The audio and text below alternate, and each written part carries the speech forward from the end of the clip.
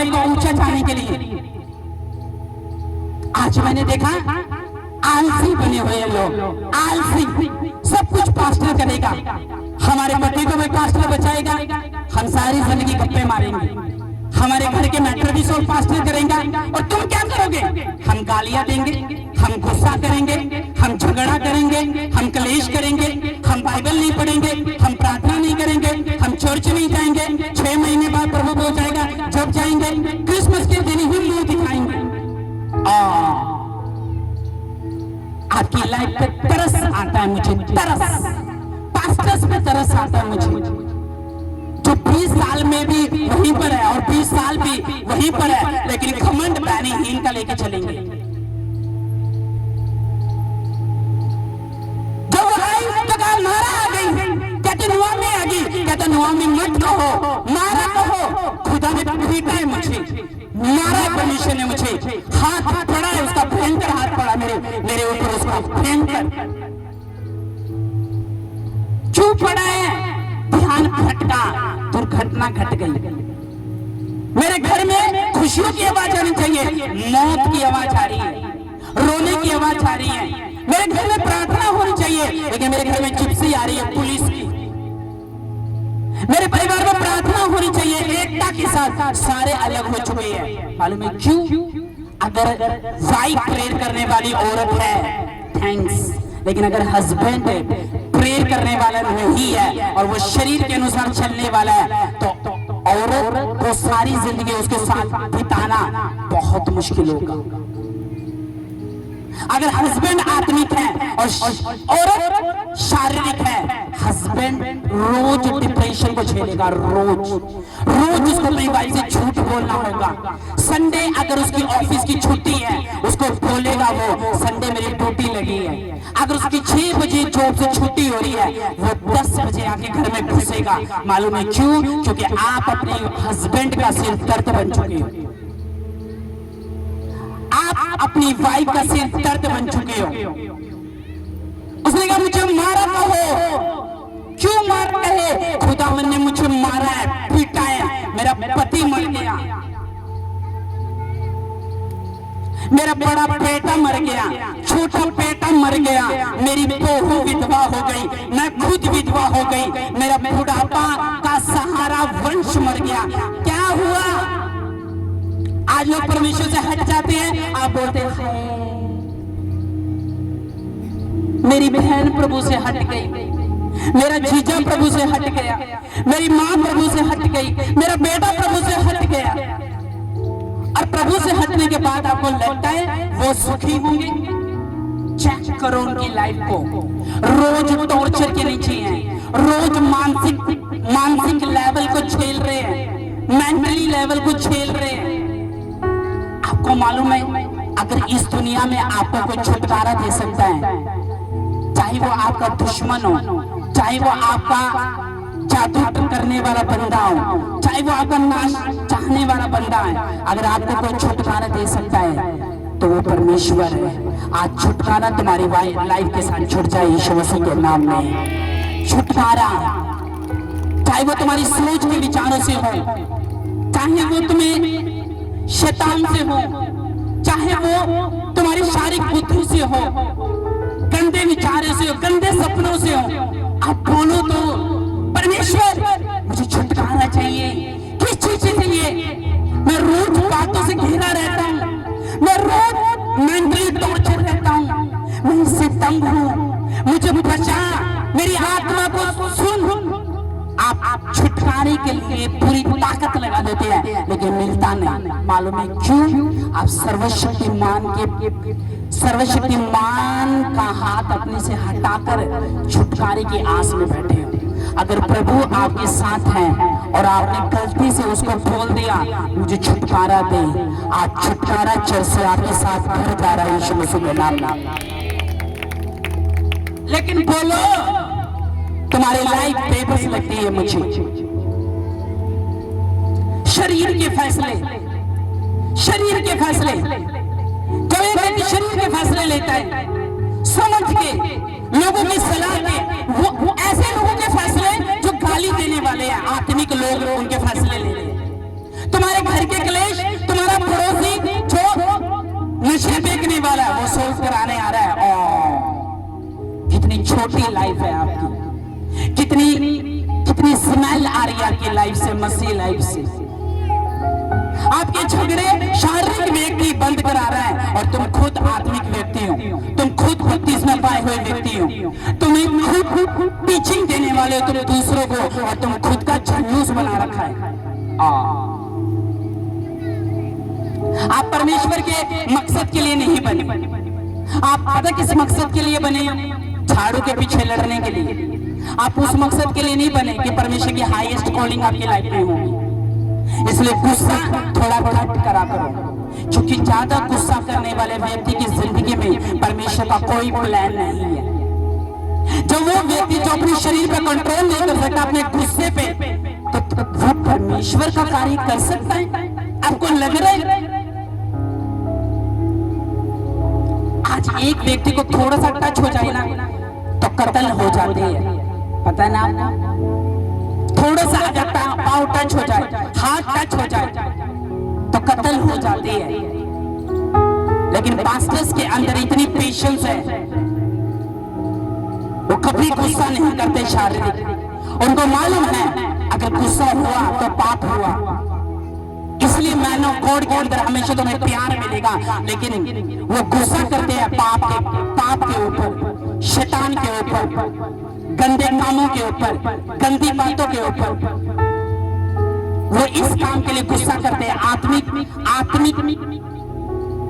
वो आत्मिक गुस्सा अपनी लाइफ में रहते, शारीरिक भी। लेकिन मैंने लोगों को देखा है जो परमेश्वर में आने वाले हैं शारीरिक गुस्से से भरे पड़े हैं। थोड़ा सा कोई कुछ कह दे अपना चेहरा दिखा देते हैं असली वाला। हाथी के दिखाने की जो दांत है ना वो कुछ और है और खाने के कुछ और है। बहनों के दो चेहरे होते हैं, एक जो वो चर्च में देखती है हाय जय मसीह दी, और दूसरा चेहरा अगर आप देख लोगे आप बोलोगे पूरी चुड़ैल है, पूरी चुड़ैल है।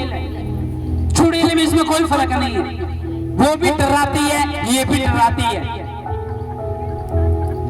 अपनी लाइफ को फ्री करो। किसी के लिए क्यों डिप्रेशन बन रहे हो?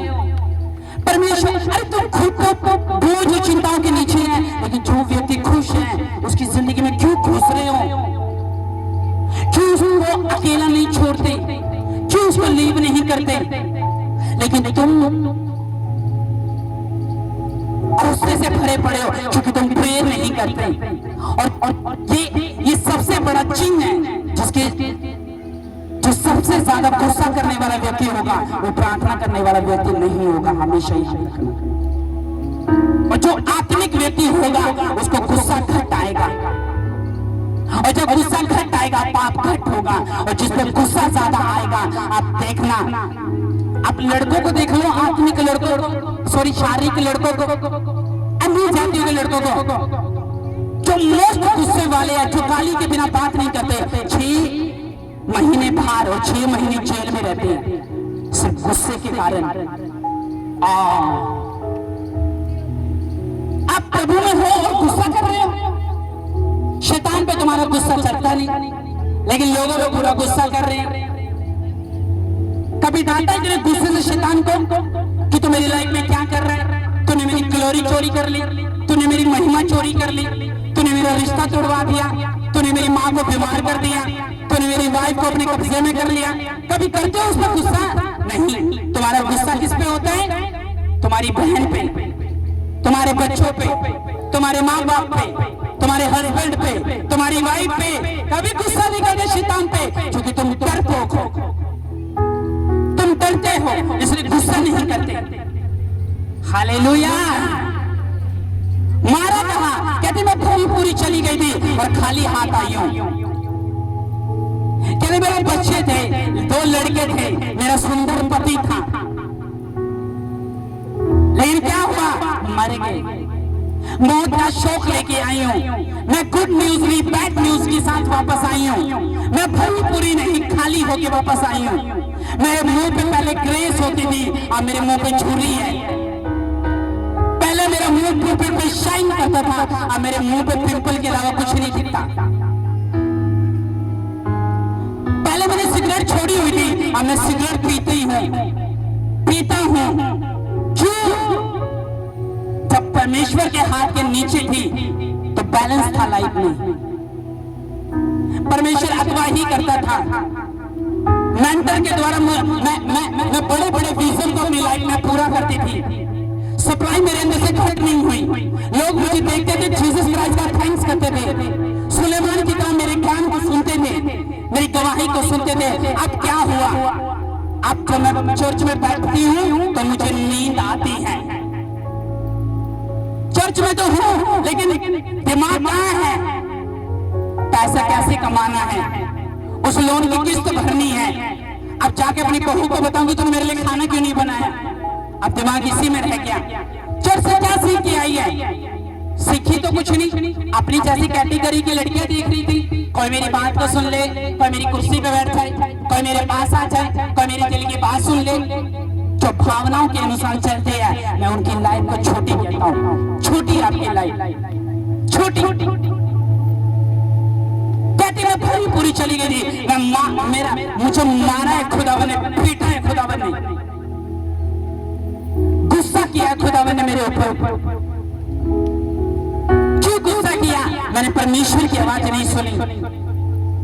आप पास्टर आपको डांटे तो वो आपके सिर का तेल ठहरता है, याद रखना, सिर का तेल। घर में डांटे, उसने कहा तेरे सिर का तेल है। जब वो तुझे लाठी मारे, तेरे सिर का तेल है, तेरा ताज है, तेरा मुकुट है। हाय उन लोगों पर जिनको डांट नहीं मिलती। आज विश्वासियों को डांट मिलती है, वो मुंह फुला लेते हैं। आज एक वॉलंटियर को डांट मिलती है, वो मुंह फुला लेते हैं। मालूम है क्यों? वो शरीर के अनुसार चल रहे हैं। अगर वो आत्मिक बंदा होता तो उसको मालूम होता ये डांट नहीं है, ये मेरी लाइफ का सबसे बड़ा परमेश्वर का मकसद है जो मेंटर के द्वारा मेरी लाइफ में पूरा होने के लिए जा रहा है। उसको मालूम था। कितने लोग सोते हैं? सोते कितने लोग हैं चर्च में? व्याकुल रहते हैं। मैं बोल उठाना पड़ता है, वचन सुन ले। अच्छा वचन चल रहा है, क्या फायदा? आपको लगता है जो सो रहे हैं वो पूरी ग्लोरी को लेके जा रहे हैं, वो छोटी ग्लोरी, अधूरी ग्लोरी को लेके जा रहे हैं। मालूम है वचन उनके अंदर नहीं जाएगा, और जितना वचन सुना गलती से वो सारा शैतान चोरी कर लेगा। हाय पास्टर जी जल्दी वचन खत्म करो। लोन कर्जे वाले लोग घर में आके बैठे, जल्दी वचन खत्म करो, मुझे ड्यूटी पे जाना है, जॉब जाना है, हटा देगी मेरी कोठी वाली, मेरे बर्तन पड़े हैं, टीवी निकल जाएगा मेरा फेवरेट सीरियल, जल्दी वचन खत्म करो। और इसलिए तुम्हारे नाटक देख देख के तुम्हारी नाटक जैसी जिंदगी होगी, नाटक जैसी। जितना नाटक सीरियल में चल रहा होता है, बहन भी उतना ही नाटक अपने अंदर लेकर घूम रही होती है। उनको रोना नहीं आता, सीख जाती है देख देख कर। उनको कुछ चालाकियां नहीं आती है, सीख जाती है नाटक देख देख कर। और नाटक जैसी लाइफ बना रखी है, ड्रामा पूरा। सीरियस नहीं हो तुम खुदावन के लिए, इसलिए प्रभु तुम्हारे लिए सीरियस नहीं। मैं पूछ रहा हूं आपसे, कहते मुझे मारा, बोलो मारा। खुदा ने मुझे मारा है, पिटाई करी है मेरी। क्यों करी है? 6 महीने बाद चर्च आई थी, परमेश्वर को याद करना छोड़ दिया। पति की इतनी पैसों की इतनी हुड़क लगी थी, परमेश्वर से दूर हो गई। क्यों? अब मैं पैसों के लेवल में तो ठीक होगी, फाइनेंस में तो ठीक होगी, लेकिन रोज मेरी वाइफ के पेट में दर्द रहता है, रोज मेरे छोटे बेटे के पेट में दर्द रहता है, रोज मेरे पेट में गैस होती है, और फिर मैं हॉस्पिटल जाता हूँ। कभी मेरा उस हॉस्पिटल में पैसा जा रहा है, कभी मेरा इस क्लिनिक में पैसा जा रहा है। ये क्यों हो रहा है? आप पैसों से तो ठीक हो गए, लेकिन आपकी लाइफ में परमेश्वर नहीं है, आपकी लाइफ में ग्लोरी नहीं है, जीसस आपकी लाइफ में नहीं है। और जिस कार में जीसस नहीं है, आपकी कार सेफ नहीं है, याद रखना। कभी भी एक्सीडेंट हो सकता है आत्मा में, याद रखना।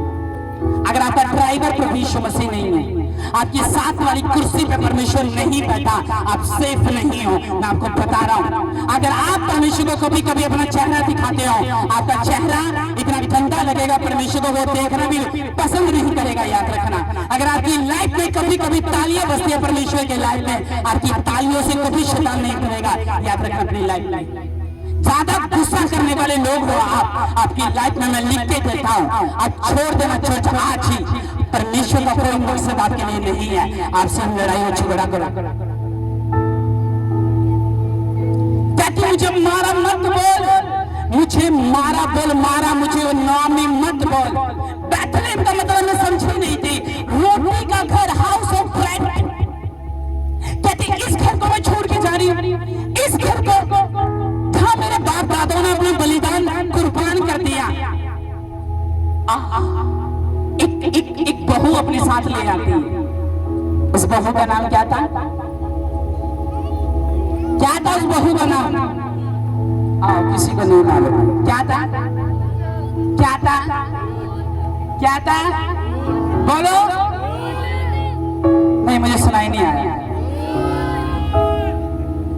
और देखो रूथ क्या कहती है, आगे बढ़ेंगे। रूथ कहती है, एक अध्याय उसके 9 में, यहोवा ऐसा करे कि तुम फिर जाति करके उनके घरों में विश्राम पाओ। तुमने उनको चूमा और वे चिल्ला चिल्लाकर रोने लगी। उसने कहा, निश्चित हम तेरे संग है, तेरे लोगों के पास चलेंगे। नाओमी ने कहा, हे मेरी बेटियों, घर लौट जाओ। तुम क्यों मेरे संग चलोगी? क्या मेरी कोख में और पुत्र है जो तुम्हारे पति होंगे? हे मेरी पुत्रियों, लौट कर चली जाओ, क्योंकि मैं पति करने को बुद्धि हूँ, और चाहे मैं कहती भी कि मुझे आशा है और आज की रात मेरा पति होता भी और मेरे पुत्र भी होते, तो मैं क्या तुम उसके सियाने होने तक आशा लगाए ठहरी रहती और उनकी नींद की पति करने से रुकी रहती?